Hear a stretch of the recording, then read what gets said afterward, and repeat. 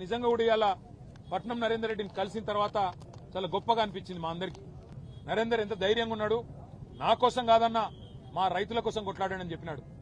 మా మహబూబాబాద్ లో మీరేదో సంఘీభావంగా ధర్నా పెట్టినారంటే బాగా చేయండి అని చెప్పి విజ్ఞప్తి చేసినాడు.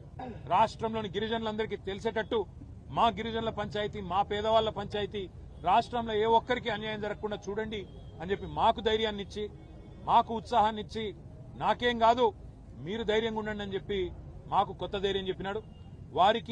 వారితో పాటు వాళ్ళ 30 మంది పైచిలకు పేద రైతులు ఎవరైతే చెయ్యని తప్పుకు కేవలం మా భూమి ప్రభుత్వం దౌర్జన్యంగా గుంజుకుంటే ఊకోము ఇయ్యము అన్న ఒకే ఒక్క మాటకి ఇవాళ జైళ్లలో మగ్గుతున్న ఆ కుటుంబాలకు మేము ఒకటే చెప్తా ఉన్నాం, మీరు భయపడాల్సిన అవసరం లేదు.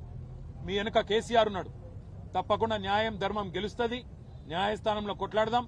మిమ్మల్ని రేవంత్ రెడ్డి 4 రోజులు జైల్లో పెడతాడేమో కానీ తప్పకుండా భవిష్యత్తులో మళ్లీ రేవంత్ రెడ్డికి రాజకీయ భవిష్యత్తు లేకుండా చేసే గుణపాఠం చెప్పవలసిన బాధ్యత మన మీద ఉన్నదనే మాట కూడా రాష్ట్రంలోని పేద గిరిజన బలహీన వర్గాల రైతాంగానికి విజ్ఞప్తి చేస్తూ మీ అందరికి కూడా పాత్రికేయ మిత్రులకు కూడా ధన్యవాదాలు.